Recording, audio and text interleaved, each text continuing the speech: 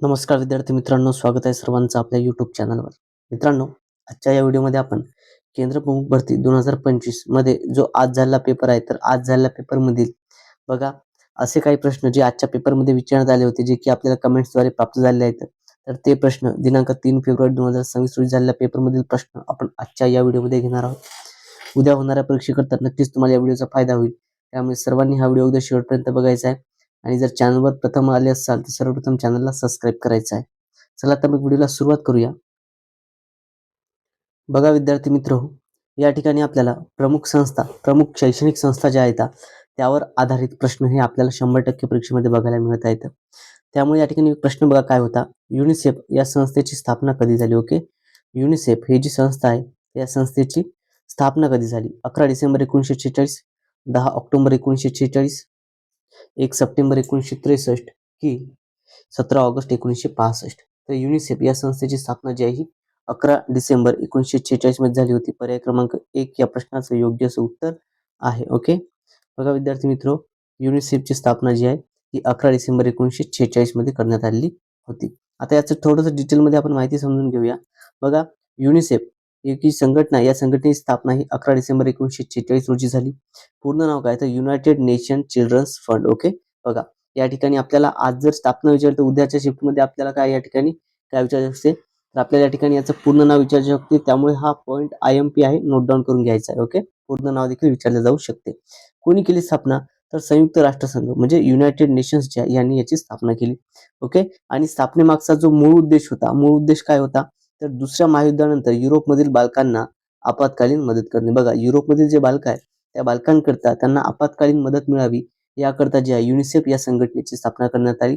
Okay, clear आहे सर्वांना? अगदी डिटेलमध्ये अनालिसिस या ठिकाणी आपण घेतलेला आहे, कारण की जर या टॉपिकवर तुम्हाला कुठल्याही पद्धतीने जर प्रश्न आला तर त्या ठिकाणी तो तुमचा चुकता कामा नये. ओके, चला विद्यार्थी मित्र, व्हिडिओ आवडत असल्यास सर्वांनी व्हिडिओ लाईक करायचा आहे. जर अजूनही चॅनलला सबस्क्राईब केलं नसेल तर सर्वांनी चॅनलला सबस्क्राईब करायचं आहे.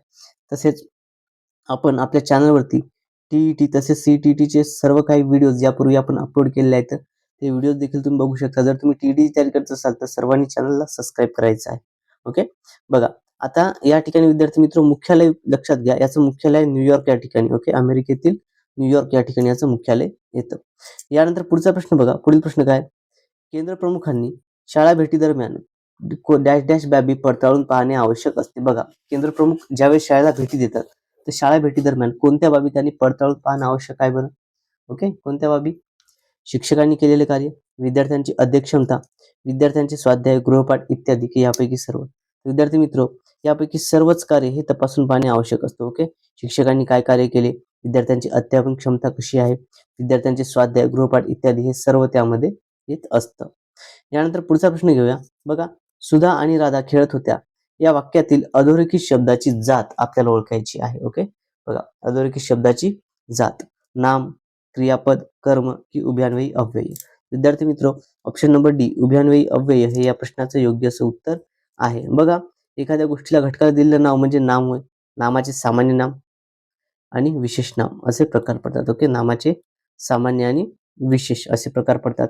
क्रियापद, ओके, वाक्याचा अर्थ पूर्ण करणारा शब्द म्हणजे काय? क्रियापद, वाक्याच्या शेवटी येतो. कर्म, ओके, कर्त्याकडून कोणती क्रिया होत आहे त्याला काय म्हणतात? कर्म. ओके, यामध्ये काय असतात? होणारी क्रिया याच्यामध्ये येते कर्मामध्ये. आणि आपल्याला राधा आणि हे खेळ यामध्ये अधोरेखित शब्द होतात आणि. ओके, तर आणि हा जो आहे हा काय? उभयान्वयी अव्यय आहे. ओके, आणि किंवा हे काय येतात? उभयान्वयी अव्यय. यानंतर पुढचा प्रश्न बघा.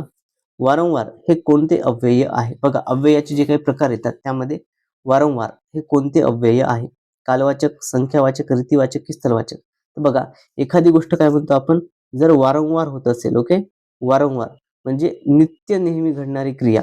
ओके, नित्य नेहमी घडणारी क्रिया ती काय असते? तर ती रीतिवाचक असते. ऑप्शन नंबर सी रीतिवाचक हे या प्रश्नाचं योग्य असं उत्तर आहे. यानंतर पुढील प्रश्न घेऊया. इतिहासाच्या वस्तूचे ज्ञान, ओके, इतिहासाची वस्तूचे ज्ञान कोणत्या अध्यापन पद्धतीमुळे मिळते? बघा, इतिहासाच्या वास्तू आहे त्यांचं ज्ञान कोणत्या अध्यापन पद्धतीमुळे मिळतं?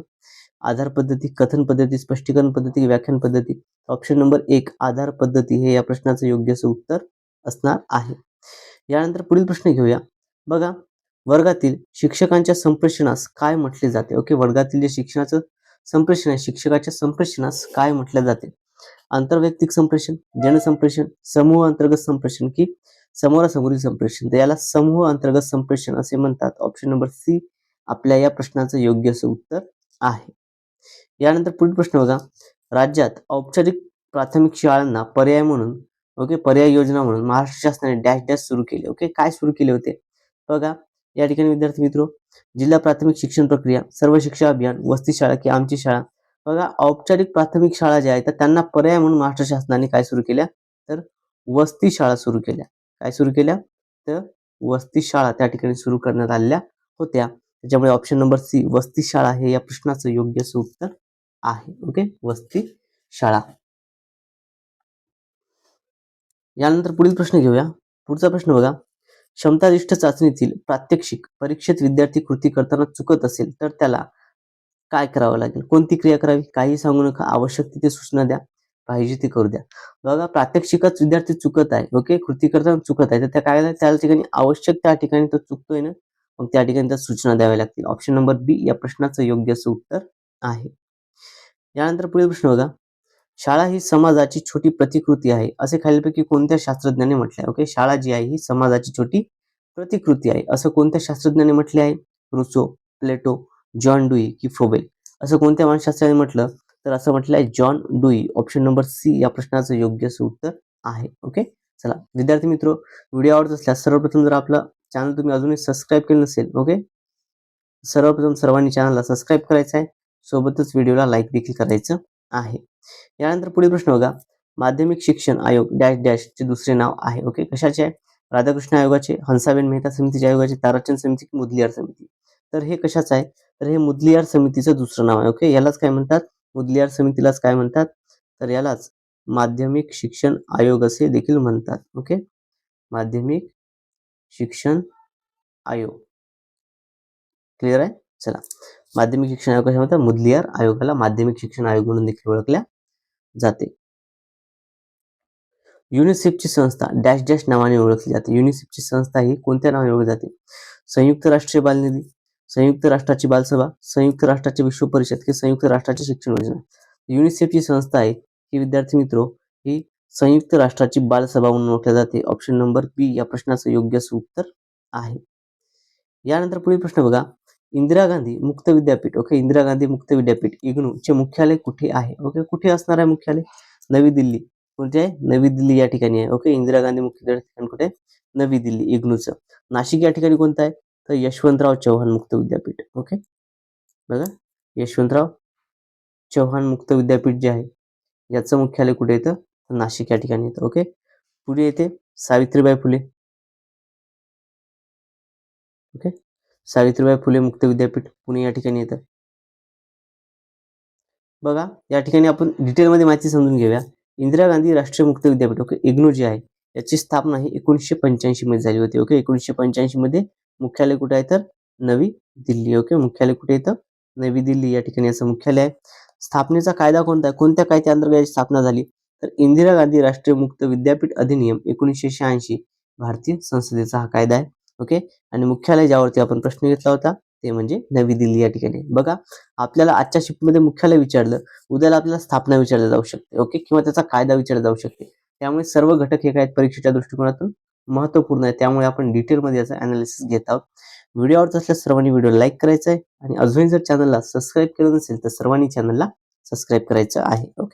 चला, यानंतर बघा, याचं उद्दिष्ट काय, तर दूरस्थ शिक्षणाच्या माध्यमातून उच्च प्राथमिक काय दूरस्थ शिक्षणाच्या माध्यमातून उच्च शिक्षण सर्वसामान्यांपर्यंत पोहोचवणे हे याचं उद्दिष्ट आहे.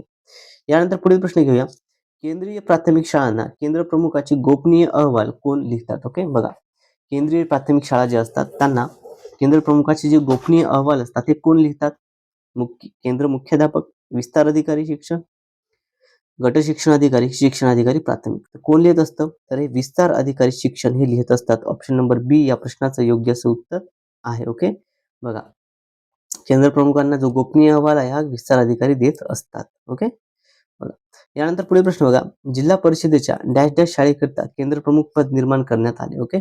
कोणत्या शाळेकरता, माध्यमिक, उच्च माध्यमिक, उच्च प्राथमिक की केंद्रीय प्राथमिक. त्या ठिकाणी जिल्हा परिषदेच्या कोणत्या शाळेकरता, केंद्रीय प्राथमिक शाळेकरता जे आहे हे या ठिकाणी निर्माण करण्यात आले. चला बघा विद्यार्थी मित्र, अशा पद्धतीने आपण केंद्र प्रमुख परीक्षेसंदर्भात महत्त्वपूर्ण प्रश्न हे बघितलेले आहेत. अजून काही प्रश्न जर तुम्हाला आले असतील तर ते प्रश्न तुम्ही मला PDF मध्ये पाठवायचे आहेत. ओके बघा, आणि जर तुम्ही अजूनही आपल्या चॅनलला सबस्क्राईब केलं नसेल तर सर्वांनी सर्वप्रथम आपलं चॅनल जे आहे हे सबस्क्राईब करायचं आहे, सोबतच व्हिडिओला लाईक करायचा आहे, कमेंटमध्ये व्हिडिओ कसा वाटला हे सांगायचं आहे. मित्रांनो, आजच्या या व्हिडिओमध्ये एवढंच. भेटूया तर पुढच्या व्हिडिओमध्ये. Thank you so much.